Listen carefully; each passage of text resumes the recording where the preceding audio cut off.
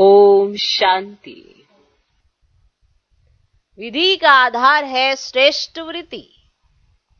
अगर श्रेष्ठ वृत्ति है तो यथार्थ विधि भी है, और यथार्थ विधि है तो सिद्धि श्रेष्ठ है ही। अगर आपकी वृत्ति श्रेष्ठ है तो कहते हैं हम सोचते बहुत अच्छा है, बहुत ही अच्छा सोचते हैं, लेकिन अगर कुछ करते हुए दूसरे को देखने, दूसरों के बारे में तुलना करने की आदत है तो आपकी वृत्ति में तो वही है ना। वृत्ति से ही वाइब्रेशन बनता है। ये है वृत्ति कि आप ना चाहते हुए भी आपकी वृत्ति ऑटोमेटिकली काम करती है। और वैसे आपकी वृत्ति के अंदर अच्छा भाव होगा ना, बाबा सुना बाबा, आपको कोई लेना देना नहीं आपके आसपास कौन बैठा है, कोई मतलब नहीं होता।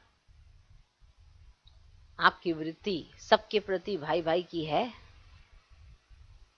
आपकी वृत्ति सबके लिए भावनाएं शुद्ध हैं। ये वृत्ति के अंदर खेल चलता है। कहते हम सबके लिए अच्छा सोचते हैं, टेम्परेरी, क्योंकि आज आप खुश हैं तो अच्छा सोच रहे हैं, लेकिन वृत्ति ऑटोमेटिकली काम करती है। वो टेम्परेरी, आज आपका मूड अच्छा है तो आप सबके लिए अच्छा सोच रहे हैं, लेकिन वृत्ति ही आपका अच्छा सोचती है हर घड़ी। चाहे आप कैसे भी हो फिर भी दूसरे का शुभ नहीं सोच सकते। ये आपकी वृत्ति काम करती है। तो विधि और सिद्धि का बीज क्या हुआ? वृत्ति। कि आपकी वृत्ति में क्या है कि आप सबको एक समान भाई भाई की दृष्टि से देखते हैं। ये आपकी वृत्ति तय करती है कि आपकी दृष्टि में क्या है। दृष्टि अपने आप काम नहीं करती है ना। ये थोड़ा कि दृष्टि में क्या है, दृष्टि के पीछे है वृत्ति, कि आपकी वृत्ति में क्या है। जैसे एक माँ और बच्चे की, एक माँ की अपने बच्चे के प्रति वृत्ति जो होती है वो ममता की होती है ना, ममतामयी होती है।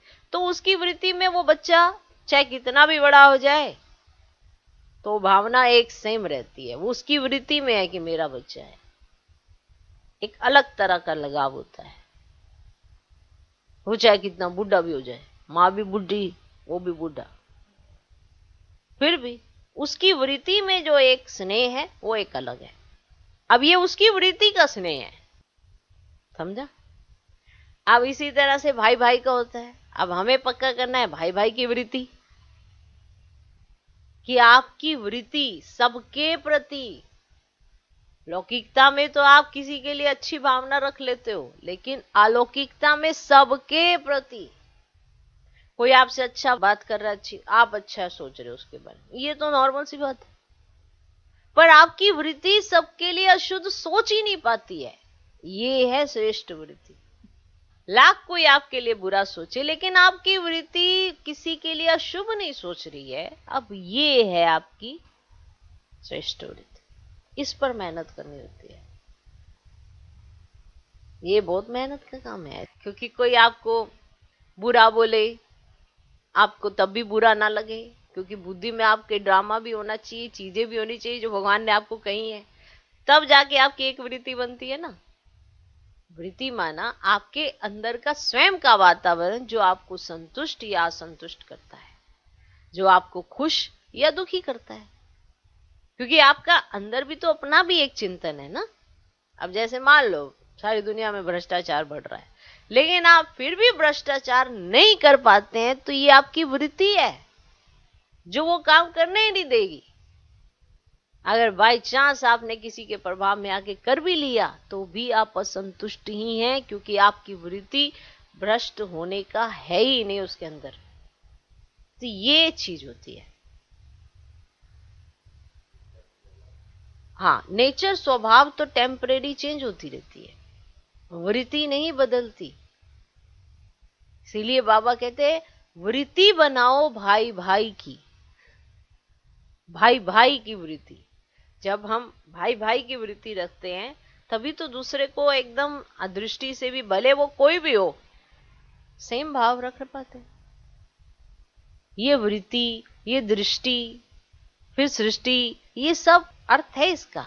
अलौकिकता में इसका बहुत बड़ा मूल्य है। जो नहीं समझ पाते। इसीलिए उदाहरण दिया जाता है एक माँ का और बच्चे का, कि उसके पास ऐसी कौन सी वृत्ति है जो उसका बच्चा भले कैसा भी हो जाए, लेकिन उसकी वृत्ति जो माँ की है वो वही रहती है। पिता की वृत्ति भी सेम अपने बच्चे के प्रति वैसी ही रहती है, ये उनकी वृत्तियां बदलती हैं। अब ब्रह्मा बाबा की वृत्ति कौन सी बन गई? पिता की, प्रजापिता की। तो वो पिता की वृत्ति होने से सबको आगे, भाई भाई की वृत्ति भी रही, पिता की भी वृत्ति रही। तो इससे उनकी ये वृत्ति आ जाने से क्या हो गया? उन्होंने बच्चों को आगे बढ़ाया। जब ऐसी वृत्ति आती है तो देने का भाव बहुत फास्ट आता है। तो ये वृत्ति से काम होता है इस तरह। वरना आप किसी से कहो कि आप कम ले लो और दूसरे को ज्यादा दे दो, तो जनरली क्या होता है, कलयुग के अंदर ये डाइजेस्ट भी नहीं होगा कि मेरे को कम और दूसरे को ज्यादा।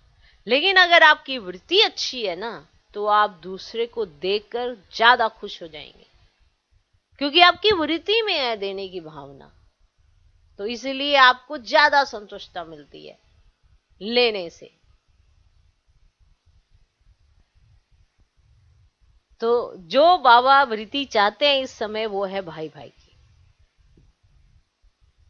तो उसमें क्या होता है, समर्पण भाव ज्यादा आ जाता है, क्योंकि सभी आत्माएं अपने भाई भाई है ना, तो देने में कोई दिक्कत नहीं होती थी। आप पहले वृत्ति का कॉन्सेप्ट समझ लो, तब जाके ये सारी चीजें आपको समझ में आएंगी कि बाबा क्यों कहते हैं कि आपकी भाई भाई की वृत्ति होनी चाहिए, क्योंकि उसी वृत्ति के आधार पर आपकी दृष्टि बनती है।